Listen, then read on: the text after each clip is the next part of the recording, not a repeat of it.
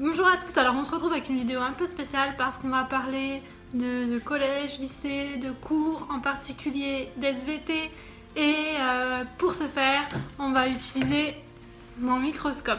Donc je suis super excitée de vous faire cette vidéo là parce que l'SVT, le microscope, tout ça, j'adore et ça va vous permettre, même si vous aimez pas, c'est pas votre passion quoi, ça va vous permettre d'en apprendre un peu plus sur moi.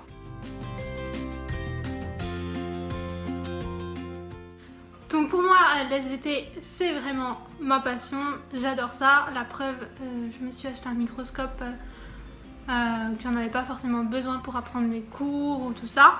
Mais vraiment, j'adore cette matière et j'avais toujours des super notes depuis le collège, surtout en génétique et au lycée aussi. Donc j'ai fait un bac S, j'avais beaucoup d'heures d'SVT. Et en plus, voilà, j'ai pris option SVT, spécialité SVT au lycée en terminale scientifique. Donc voilà, j'ai fait beaucoup d'heures d'SVT et ça me dérangeait pas parce que moi, j'adorais ça. Et donc j'avais décidé de m'acheter un microscope pour m'amuser en fait en dehors des cours, même si je m'étais dit ça sera mieux pour apprendre certains points, malgré le fait que quand j'ai réuni la somme pour l'acheter,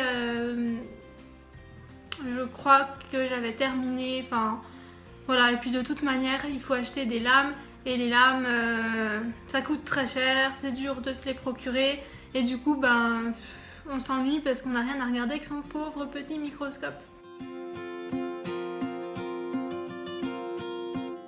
Donc le microscope en fait je l'ai vu, je crois que j'étais en terminale, oui j'avais 18 ans, chez Nature et Découverte. Donc il était plus de 200 €. Voilà, et puis bon. Je l'ai cherché par la suite parce qu'en fait je travaillais, je faisais du ménage le week-end et je l'avais trouvé en promo sur internet dans les 150 €, donc, ou 172 je crois. Enfin bon, et je voulais l'acheter. Sauf que quand j'ai eu la somme sur mon compte pour pouvoir acheter, c'était plus en promo. Donc du coup bah, j'ai dû le payer le prix fort. Donc j'ai dû le payer de 118 €, quelque chose comme ça. Donc j'étais super contente de l'avoir. Mais le problème, comme je vous l'ai dit, c'est que j'avais rien à regarder avec. Parce que je vais vous présenter en fait ce qu'il y a de fourni avec. Donc il se présente dans une boîte comme ça, rigide. Elle a une sangle pour pouvoir le transporter. Et elle s'ouvre avec une fermeture. Ici vous avez un petit scratch, vous n'allez pas bien voir. Mais il y a un scratch pour pouvoir mettre le fil parce qu'en fait il fonctionne uniquement sur secteur. Et ensuite, avec des scratchs, vous avez une plaque comme ça avec quelques ustensiles. Donc vous trouvez une petite pipette, une pince, des pics, des ciseaux et la pochette du microscope. De l'autre côté, vous avez des petits flacons comme ceci, donc avec du sel de mer. Les autres sont tombés au fond, faut que je les récupère.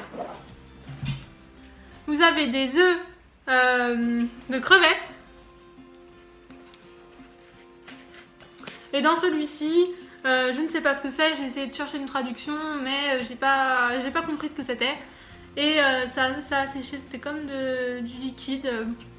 J'ai essayé de regarder au microscope, on voyait rien, je sais pas si c'était pas de la colle, enfin du liquide pour préparer nos propres lames en fait. Et puis j'avais un petit tube comme ça et dedans il y a un moucheron que j'ai attrapé pour le regarder. En dessous vous avez ceci, donc ça c'est un petit ustensile pour faire des découpes en fait. Vous voyez il y a des petites lames. C'est bien pour couper par exemple la pomme de terre. Je vous dis ça parce que je sais qu'en première ou en première, j'avais dû découper de la pomme de terre d'1 mm par 1 mm sur 2 cm. Enfin, c'était galère. On a tous galéré pour découper ça. Et quand on doit faire des découpes fines, c'est super pratique. Et ça, ça c'est ah oui, ça se met sur le microscope, c'est de rechange. Voilà. Moi j'en ai pas eu d'utilité. En dessous vous avez une boîte avec des lames, je vais ouvrir pour vous montrer. Et vous avez une petite boîte comme ça avec des petites loupes intégrées et dedans vous avez une grosse mouche que j'ai attrapée. Enfin c'est ma soeur qui a dû me l'attraper je crois. Oui on s'amusait bien. Donc les lames, voilà. En fait il y a des lames vierges, il y a des lamelles, une dizaine de lamelles et ensuite vous avez 1, 2, 3, 4, 5 lames préparées en sachant que c'est pas très... En fait vous avez une cuisse de drosophile, enfin une patte arrière de drosophile. Vous avez de la sève, de sapin, enfin puis tous des trucs d'arbres. Et c'est pas top à regarder. Donc on a vite fait le tour et après on essaie de trouver d'autres choses à regarder. C'est pour ça qu'on se met à attraper des mouches. Et ce que j'avais fait aussi, j'avais fait croupir de l'eau à différents stades pour voir la différence et c'était plutôt fructueux. Donc ensuite vous avez le microscope, il se présente comme ceci et je vais vous le présenter. Donc voilà, c'est un microscope polarisant, même si moi je trouve que c'est bête. Des fois on a besoin d'un microscope polarisant, vaut mieux un microscope polarisant. Il ne faut pas tout mélanger parce que aussi, je vous dis ça parce qu'il fait aussi loupe binoculaire. Donc je vais le brancher, il se branche là derrière pour vous montrer. Donc c'est un microscope à écran, je l'allume. Voilà.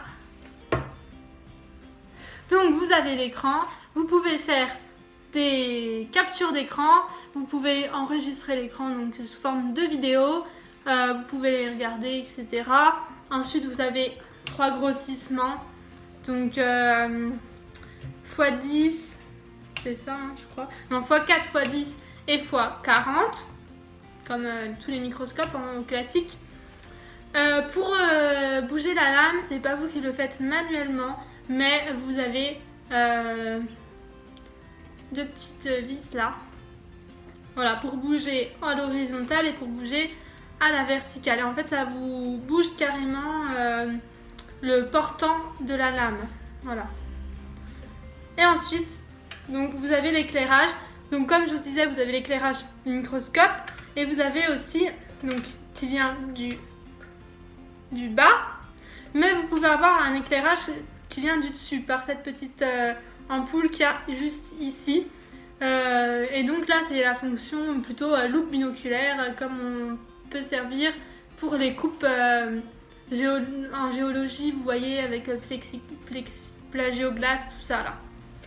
Ah, je suis plus, ça fait longtemps que j'ai pas fait d'SVT alors avant j'étais un collab mais maintenant c'est loin d'être le cas. Donc voilà, et là vous avez la molette pour pouvoir lever ou baisser la plateforme comme ça pour régler tout simplement comment dire pour pas que ça soit flou en fait, pour bien ajuster à votre vue. Donc c'est à peu près tout. Ah oui, donc je vous disais que c'était polarisant parce qu'en fait ici vous avez une autre molette que vous pouvez tourner et ça vous met des filtres de couleurs. Donc c'est pour ça qu'ils disent que c'est polarisant. Et là, vous avez une autre molette, encore une, qui vous permet d'ajuster la luminosité. Plus ou moins fort, sur une échelle de 1 à 8. Voilà. Voilà, donc quand j'ai fini par l'acheter, j'étais vraiment super contente et fière de mon achat. Et donc récemment, j'ai vu, vous savez que j'ai testé le site Joom. Et je sais pas pourquoi, d'un coup je me suis dit, mais pourquoi je ne chercherais pas des lames pour microscope, des lames toutes préparées. J'ai cherché, bien sûr sur les sites asiatiques on trouve tout ce qu'on cherche, donc je l'ai trouvé et j'ai acheté 50 lames, 17 €, donc c'est pas cher c'est pas cher, ça vaut vraiment très cher ça, elles sont de bonne qualité, c'est vraiment voilà des échantillons originaux. Je suis super contente de mon achat, je l'ai reçu en très bon état. Je vous mettrai le lien si ça vous intéresse dans la barre d'infos, même si je sais que vous n'avez pas forcément un microscope, ou alors vous avez peut-être les petits microscopes là qu'on trouve chez Toys R Us, tout ça. Moi j'en voulais tout le temps quand j'étais petite, donc vous voyez que ça vient pas de maintenant, hein. C'est vraiment bien quand j'étais petite. Je voulais tout le temps des microscopes, j'en ai eu plusieurs des petits, mais on voyait strictement rien. Mais voilà, il y avait les petites lames, vous voyez les petites lames, donc ça qui a de l'autocollant partout, rouge, bleu, tout ça, vert. Et il n'y a que le trou où c'est qu'il y a l'échantillon, donc c'est des échantillons reproduits, ou je sais pas trop ce que c'est, mais enfin voilà, et de toute façon le microscope marche pas, on voit rien, mais donc celui-ci il marche vraiment. Donc pour vous montrer qu'il marche, on va regarder quelques lames que j'ai sélectionnées pour vous. Donc c'est des lames animalières en fait, hein. Enfin humains, animaux, voilà, c'est pas des végétaux. Donc elle se présente comme ça, la boîte de lames. Je vais faire attention, je vous mettrai des close-up de toute manière. Vous avez tous les numéros avec tous les noms, par contre c'est en anglais. J'ai essayé de traduire, il y a des trucs que je comprends pas, même avec la traduction. Et de l'autre côté, vous avez toutes les lames numérotées. Donc vous avez énormément de choses, hein. Vous avez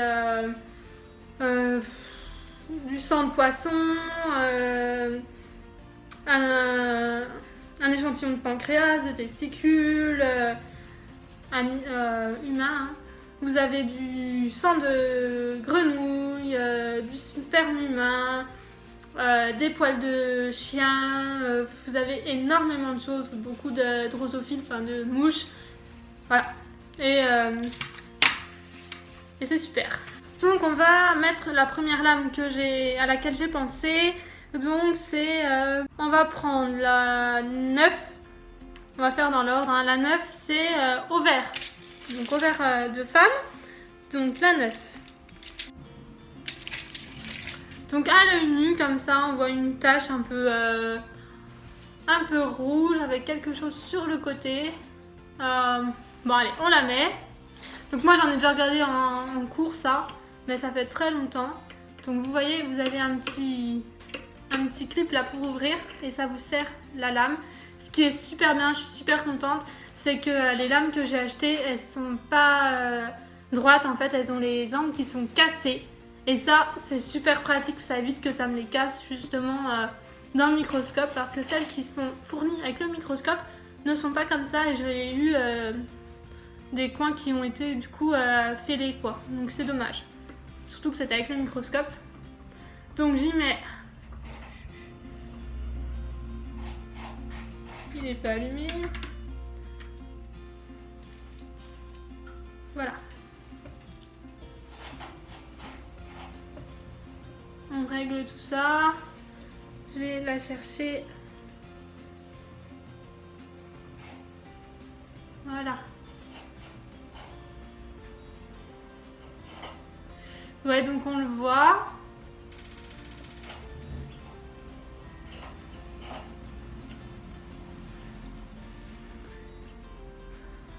Je vais vous montrer. Donc, là j'ai mis le plus gros grossissement et le plus petit grossissement. C'est pas la peine de mettre autrement parce qu'on voit déjà pas la totalité en fait de l'échantillon, et là c'est important parce qu'en fait vous avez l'ovaire qu'on ne peut pas voir entièrement, et en fait là on a je pense l'ovule qui est prêt à sortir. Voilà. Donc vous avez, on va essayer de regarder les autres. Vous voyez les petits ronds là, plus ou moins gros, c'est tout d'autres ovules qui sont en train de se développer et qui, eux, ne sont pas prêts. Donc c'est celui-ci qui va sortir de l'ovaire au moment de l'ovulation. Il y en a tout le tour. Et donc voilà, on le voit avec son noyau là. C'est intéressant, hein. Donc j'aurais bien aimé avoir ces lames au moment où j'allais en cours. J'aurais pu réviser plus facilement, enfin m'amuser surtout. Ensuite, je vous propose de regarder 14, cheveux. Alors les cheveux, faut savoir que c'est pas la première fois que j'en regarde. J'en ai déjà regardé avec ma soeur, bien sûr. On s'est déjà arraché des cheveux. On a regardé des cheveux qui tombaient pour voir la différence. Et donc voilà. Donc on va chercher le cheveu. Ah bah tiens, il est là. Et là, clairement, je vais régler tout ça.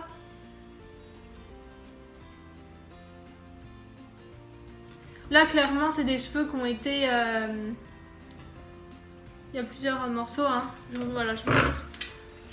Et ils sont tellement nets. Vous voyez là, au niveau des coupures, c'est tellement net que ils ont été coupés.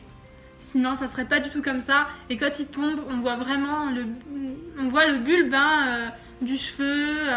On a comparé aussi avec des poils de mon chien. J'ai peut-être même les photos dans le microscope. Mais donc voilà, là, c'est des cheveux qui ont été coupés, tout simplement. Apparemment, il y a plusieurs couleurs de cheveux, vous voyez. Il y a l'air d'en avoir un blond, un brun, puis des plus foncés.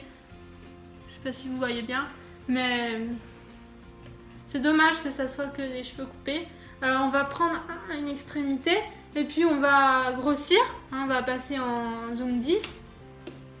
Je vais régler tout ça.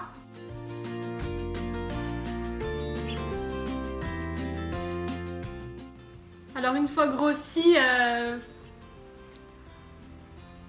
forcément la coupe est moins nette. Mais voilà, après c'est pas parfait avec des ciseaux. Hein. Ah, voilà. Je pense que c'est pas la peine de grossir plus. Je remets sur le petit zoom parce que le petit objectif parce que sinon on risque de casser la lame en fait si c'est trop remonté. Donc le 14 je le range. On va passer à 17 du sang humain.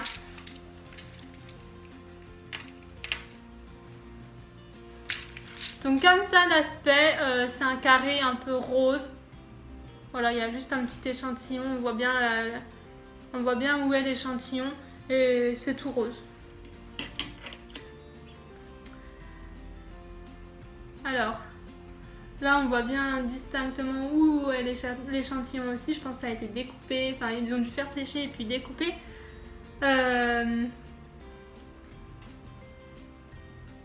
Et donc là aussi, là en fait c'est pas tout rose, on voit plein de petits points roses, je pense que c'est les globules rouges, si je vous dis pas de bêtises. Donc voilà à quoi ça ressemble. On va mettre plus gros.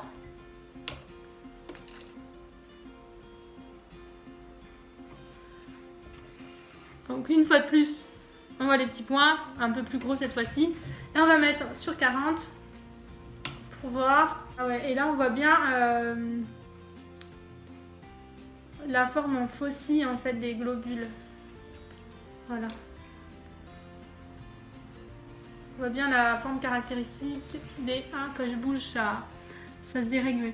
On voit bien la forme avec le creux en fait dans les massifs. Donc ouais, je pense que c'est des globules rouges qui donnent la couleur rouge au sang. Donc vous voyez, c'est marrant parce que comme ça à l'œil nu on voyait tout rouge, en fait c'est plein de petits points rouges. Et pour comparer, maintenant on va prendre du sang de grenouille. Voilà, j'ai laissé sur... On va regarder déjà comme ça. Pareil, hein, on voyait qu'une tache rouge, enfin rose. Et là, on voit plein de petits points. Ils n'ont pas vraiment la même forme. Ils sont plus collés que pour l'humain.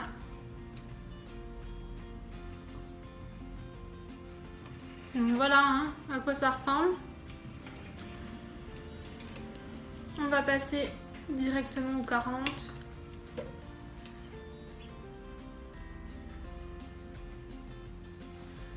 Et donc on voit des cellules rouges avec un point, je pense un noyau, ils doivent avoir noir à l'intérieur. Je vous montre. Donc voilà, c'est pas pareil que chez l'humain. Mais c'est rouge quand même. Maintenant, on va passer... on va regarder de la peau de grenouille. Donc c'est 22 normalement. 22 frog screen. Alors là, on voit vraiment une tache un peu verte, jaune, jaunâtre.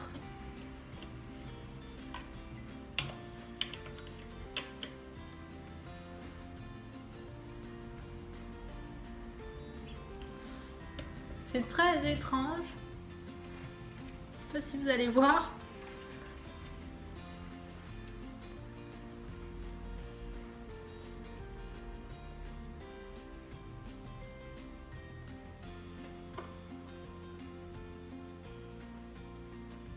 Et en fait par endroits c'est plus jaune, on voit des points.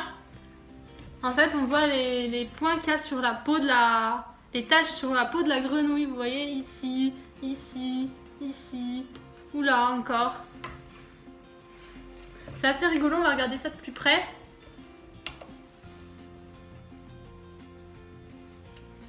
Et encore une fois, bah là je suis en plein sur une tache. Et c'est vraiment une peau... c'est bizarre.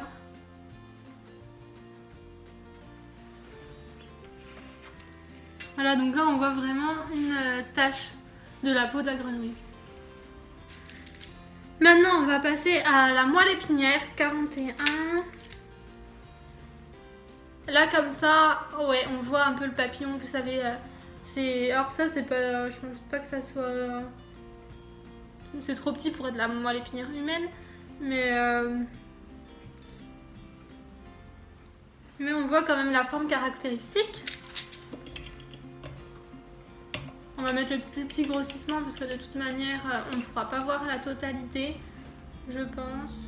Et donc on distingue bien la forme papillon de la moelle épinière. Je sais pas vraiment à quel endroit ça a été sectionné, mais je me rappelle plus où ça a cette forme typique, mais voilà. Pour finir, on va regarder 45.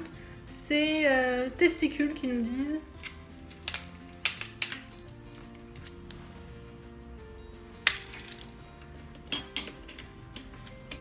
Donc en fait quand j'ai reçu, j'ai pas pu m'empêcher de regarder quelques lames, et donc j'avais regardé un frottis de testicules, enfin frottis de sperme qu'ils disent, mais je trouve que c'est un peu incorrect, mais c'est peut-être dû à la traduction. Et j'avais trouvé plein de spermatozoïdes, sauf qu'après impossible de les retrouver. Ça m'a énervée, j'ai cherché, mais voilà, je les trouvais plus. Donc là je pense que c'est une coupe de testicules de souris, hein, la grosseur. Et je pense, ouais, j'avais fait la dissection de la souris, de l'appareil génital de la souris mâle. Et de mémoire je dirais, ouais, c'est à peu près cette taille là. Donc en fait, là je vais vous remettre sur le plus petit grossissement.